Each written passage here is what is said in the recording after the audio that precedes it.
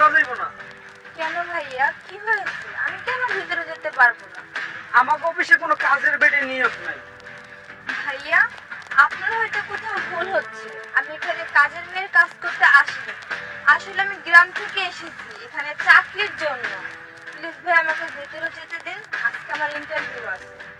ও আচ্ছা, তো sorry sorry.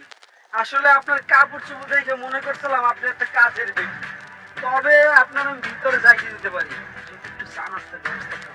ভাইয়া, সত্যি বলতে আমার কাছে কোনো টাকা নেই। যদি আমার চাকরিটা হয়ে যায় তাহলে আমি আপনাকে অনেকগুলো টাকা দিব। প্লিজ ভাই আমাকে ভেতরে যেতে দিন। না না, এটা তো সম্ভব না।